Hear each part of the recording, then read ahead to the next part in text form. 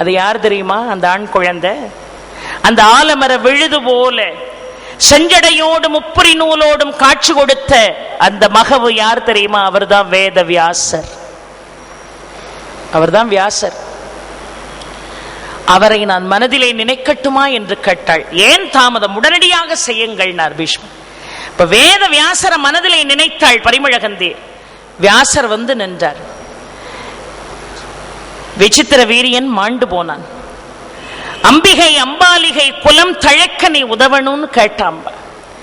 முதல்ல அம்பிகையோடு கூடுவதற்காக வியாசர் சென்றார். வியாசருடைய ரூபத்தை அம்பிகை பார்த்தாள்.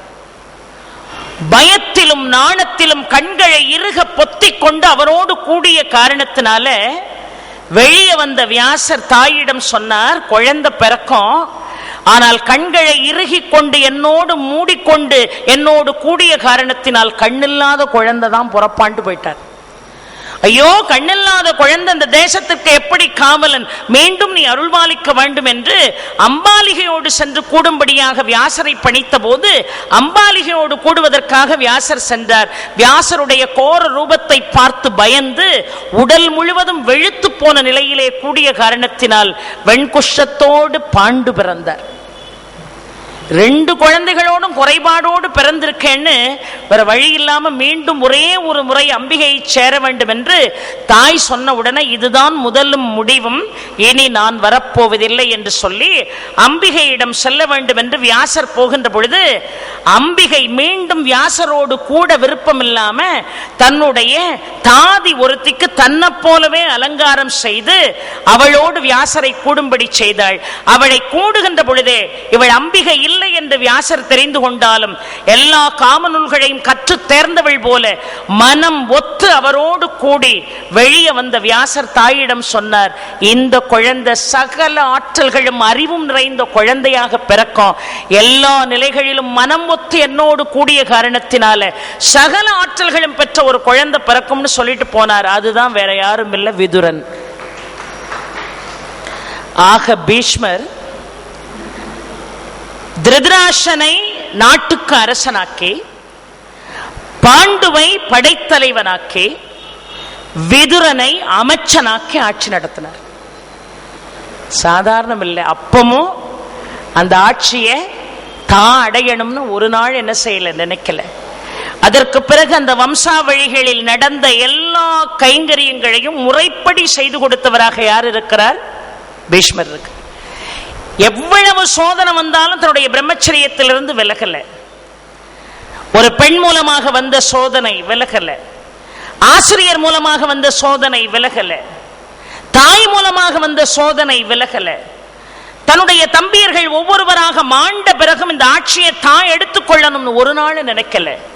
அதனுடைய வம்சங்களை பெருக்கி அவர்கள் வழியில் வந்தவர்கள் தான் இந்த நாட்டை ஆள வேண்டும் என்று தன் தந்தைக்கு கொடுத்த வாக்கும் தன்னுடைய சிற்றன்னையினுடைய தந்தை பாட்டனுக்கு கொடுத்த வாக்கையும் ஒன்று சேர்த்து நிலைநிறுத்தி வாழ்ந்த பெருமை பீஷ்மருக்கு உண்டு.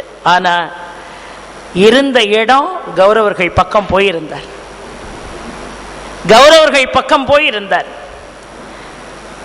துரியோதனுடைய பொறாமை சகலத்தையும் அழித்தது என்று பார்க்கும். சகலத்தையும் அழித்த துரியோதனுடைய பொறாமை. எவ்வளவோ புத்தி சொல்லியும் துரியோதனன் கேட்கல. இப்பொழுது போர் என்று முடிவாச்சு. முதல் நாள், 2வது நாள், 3வது நாள், 4வது நாள், 5வது நாள்னு போர் நடந்து கொண்டே இருக்கிறது. இந்த 8 நாட்கள் போர் முடிஞ்சது பாருங்க. முடிஞ்ச உடனே துரியோதனன் கோபத்தோட பீஷ்மர்ட்ட வந்தான். பாண்டவர்களை எதிர்ப்பதற்கு நீங்கள் தான் சரியான பேர். இந்த 8 நாள் போர் நடந்திருக்க என்னுடைய தம்பிமார் 7 பேருக்கு மேல மாண்டு போனான். இந்த 8 நாள் போருக்குள்ள எத்தனையோ பேர் குத்துயிரும் கொலையுருமாக இருக்கிறார்கள். ஆனா இந்த பாண்டவர்கள் 5 பேரில் யாராவது ஒருவனாவது அழிந்தானா? யாராவது ஒருவனாவது அழிந்தானா? இதுதான் நீங்க எனக்கு செய்யற தர்மமா? உங்க மனசெல்லாம் பாண்டவர்கள் பக்கம் தான் இருக்கு, சும்மா பேருக்கு உங்க உடம்பு மட்டும்தான் எங்க பக்கம் இருக்குன்னு சொன்னா துரியோதனன். வந்தது கோபம் அவருக்கு. எப்பொழுதுமே தன்னுடைய திறமையும் நேர்மையும் ஒருத்தன் சந்தேகப்பட்டா யாருக்கும் கோபம் வர்றது ஏற்க. கோபம் வந்துச்சு பீஷ்மருக்கு. இப்ப என்ன சொல்ற நீ? இப்ப என்னப்பா சொல்ற? அவர்களுக்கு சாதகமாக நான் செயல்படுகிறேன் என்று சொல்கிறாயா? இப்ப சொல்றேன் கேளு. நாளை விடிந்தால் அர்ஜுனன் என் கையால் மடிவான் என்று சொன்ன. நாளை விடிந்தால் என் கையால் அர்ஜுனன் மடிமான் என்று சொன்னார். பதறி போயிட்டார் இதை கேட்டுக்கிட்டு இருந்த கிருஷ்ணர். அர்ஜுனன் போனா அப்புறம் என்ன இருக்கு? தர்மம் எங்க, நீதி எங்க, நேர்மை எங்க? பகவான் தான் இதை கேட்டாரு. ரெண்டு பேரும் பேசிக்கிட்டு இருந்தது ஒன்னும் ஓடல. நேரம் அந்த நள்ளிரவுல சொல்லிட்டு கோபமா புறப்பட்டு பீஷ்மர் தன்னுடைய இருப்பிடம் நோக்கி சென்றார். கிருஷ்ணன் ஓடியே வந்தான். வந்து திரௌபதியை அழைத்து, அந்த போயிட்டு இருக்கார் பாரு பீஷ்மர் அப்படின்னார். ஆமாண்ணா. போய் அவர் காலில் விழுந்து ஆசீர்வாதம் வாங்கு அப்படின்னார்.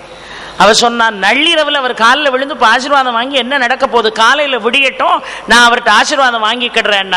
விடிஞ்சா ஆசீர்வாதம் கொடுத்து பிரயோஜனமே இல்லை, நான் சொல்றதை கேள், இப்பமே போனார். கீழ்ப்படி உடனடியாக புறப்பட்டு போனார். கிருஷ்ணன் சொன்னா அதுல ஏதாவது விஷயம் இருக்கும்னு சொல்லிட்டு நேர புறப்பட்டு ஓடி போய் கோபத்தோடு சென்று கொண்டிருக்கக்கூடிய பீஷ்மருடைய காலில் விழுந்தா பாருங்க திரௌபதி, தன்னையும் அறியாமல் தீர்க்க சுமங்கலி பவான். ஒரு பிரம்மச்சரி கொடுத்த ஒரு மாறுபட்ட வாக்கு அவருடைய நல் வார்த்தைகளால மட்டும்தான் நீக்க முடியும், வேற யாராலையும் நீக்க முடியாது. பிரம்மச்சரிய ஒழுக்கம்னா இதான ஒழுக்கம். தீர்க்க சுமங்கலி பவான். அப்பந்தான் கிருஷ்ணருக்கு உயிரே வந்தது. அப்பா அர்ஜுனன் தப்பிச்சாண்டான். 9 நாள் வரைக்கும் கடுமையான போர். இப்போ 9வது நாள் போர்ல ஒரு யுக்தியை கிருஷ்ணன் கடைபிடிக்க வேண்டும் என்று நினைத்து அர்ஜுனன் சொன்னா, பீஷ்மரை எதிர்க்கிறதுக்கு இதுவரைக்கும் யாரும் புறக்கல, நீ என்ன செய், சிகண்டிய கொண்டு வந்து பீஷ்மர் முன்னாடி நிறுத்தவர் என்ன ஆகிறார்னு பாருங்க. ஏன்னா அது வரைக்கும் பாண்டவர்களுடைய படைகள் எல்லாம் தெரித்து ஓடுது, இருக்கிற இடம் தெரியாம பீஷ்மர் அடித்து நொறுக்கிறார். சிகண்டியை கொண்டு நிறுத்து, பீஷ்மர் நிலை என்னன்னு பாருன்னார். அதே மாதிரி சிகண்டியை கொண்டு நிறுத்தினா இவர் போர் செய்யறதை நிறுத்திடுறார். ஏன்னா இவருடைய மனசுக்குள்ள என்ன எண்ணம் தெரியுமா? என்னதான் பிறப்பை மாற்றி அவள் யாகசேனனுக்கு சிகண்டினியாக பிறந்து மீண்டும் ஒரு கந்தர்வனுடைய ஆண் உருவத்தை தான் பெற்று தன்னுடைய பெண் உருவத்தை அவனுக்கு கொடுத்தாலும் இவளுடைய மூளை எது? பெண் தானே.